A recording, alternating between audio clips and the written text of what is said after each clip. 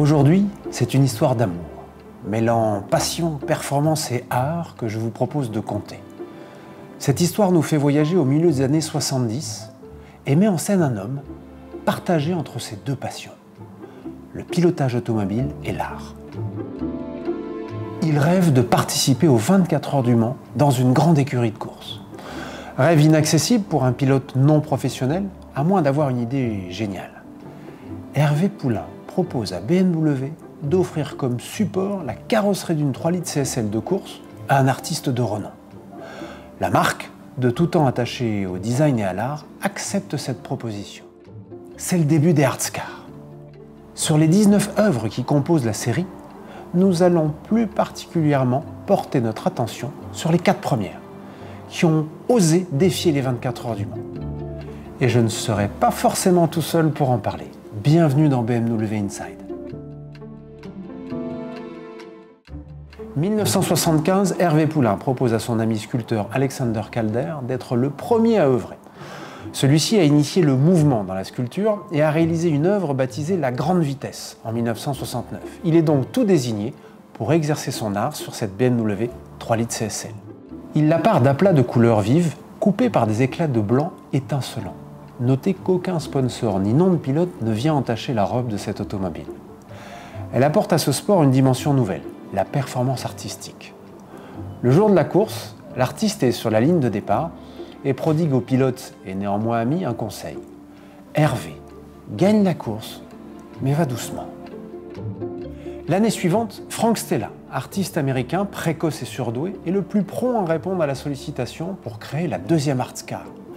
Il exerce son art dans le domaine du minimalisme et de l'expressionnisme abstrait. Il décide de mettre en avant ce que l'on ne voit pas sur une voiture, sa beauté mécanomorphe, en projetant un papier millimétré sur la voiture. Cet art suggestif mettra à l'honneur tout le travail d'ingénierie nécessaire à la réalisation de cette BMW 3 litres CSL qui ne développe pas moins de 750 chevaux. En 1977, changement d'artiste et de modèle. C'est une série 3 que l'artiste pop art Roy Lichtenstein recouvrira de sa vision. Il s'attache à projeter sur la carrosserie le paysage que traversent les voitures pendant la course. Son évocation du cycle des 24 heures se perçoit par l'apposition d'un soleil levant jaune clair sur la porte conducteur et d'un soleil couchant côté passager. Il dira avec humour que sa composition devrait faire gagner 10 km en plus en vitesse de pointe. Cette série 3 terminera la course, première de sa catégorie. En 1979, Andy Warhol se verra offrir la possibilité de fixer son talent sur la supercar BMW M1. Warhol, vêtu d'une combinaison BMW Motorsport, réalise une œuvre anticonformiste qu'il peindra lui-même au pinceau en moins d'une demi-heure, prenant de vitesse l'équipe de tournage.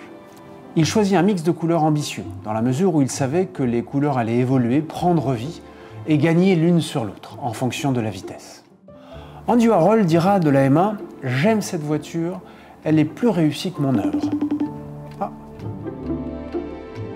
Maître Poulain, bonjour, merci de nous rejoindre dans BMW Inside. Vous êtes le premier invité à nous rejoindre dans cette émission. Si vous ne deviez garder qu'une émotion, qu'un souvenir extraordinaire de ces 4 années passées au Mans avec ces magnifiques automobiles, quel serait le souvenir que vous souhaitez garder? Il faut que vous sachiez qu'à mon premier essai, je sentais que je réalisais le rêve de millions de jeunes hommes. Tout d'un coup, vous dites, je vais comprendre ce que je fous là. Une dilatation du cœur, de l'esprit, de tout. J'avais tout ça. Et ce ressenti, il est incomparable. Dans votre cas, il y a quelque chose qui me fascine, c'est que, au-delà d'avoir une automobile de course, vous aviez une œuvre d'art entre les mains. Et je me demande dans quelle mesure ça ne mettait pas une retenue supplémentaire dans votre quête de performance. Je n'avais pas le droit de commettre une faute et imaginer que je métamorphose cette œuvre d'art en une compression de César, c'eût été un éclat de rire. Un grand merci, Maître Poulain, pour ce moment de partage. Je vous souhaite un excellent week-end. Je compte sur vous pour le vote Instagram pour le sujet de mercredi. D'ici là, portez-vous bien et... Restez chez vous.